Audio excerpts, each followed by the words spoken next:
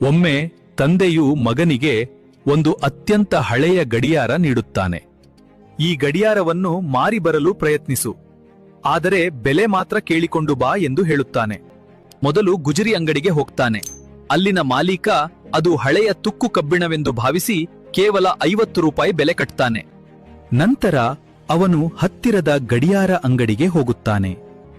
ಅಲ್ಲಿನ ವ್ಯಾಪಾರಿ ಅದರ ಕೆಲವು ಪಾರ್ಟ್ಸ್ ಹಳೆಯದಾಗಿದೆ ಎಂದು 500 ರೂಪಾಯಿ ನೀಡಲು ಒಪ್ತಾನೆ.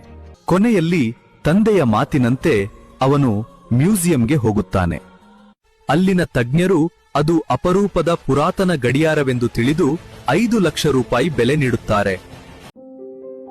ಮಗ ಮನೆಗೆ ಓಡಿ ಬಂದು ಕೇಳುತ್ತಾನೆ, ಅಪ್ಪ, ಒಂದೇ ವಸ್ತು ಬೇರೆ ಬೇರೆ ಕಡೆ ಬೇರೆ ಬೇರೆ ಬೆಲೆ ಪಡೆಯಲು ಹೇಗೆ ಸಾಧ್ಯ?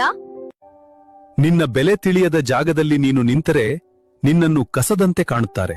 ಸರಿಯಾದ ಜಾಗದಲ್ಲಿ ನಿಂತಾಗ ಮಾತ್ರ ನಿನ್ನ ಬೆಲೆ ಜಗತ್ತಿಗೆ ತಿಳಿಯುತ್ತದೆ. ನಿಮ್ಮನ್ನು ಗೌರವಿಸದ ಜಾಗದಲ್ಲಿ ನೀವು ಅಸಹಾಯಕರಲ್ಲ, ನೀವು ತಪ್ಪು ಜಾಗದಲ್ಲಿದ್ದೀರಿ ಎಂದು ಅರ್ಥ. ಸ್ಥಳ ಬದಲಾದರೆ ಕಲ್ಲು ಕೂಡ ಶಿಲ್ಪವಾಗಿ ಪೂಜಿಸಲ್ಪಡುತ್ತದೆ.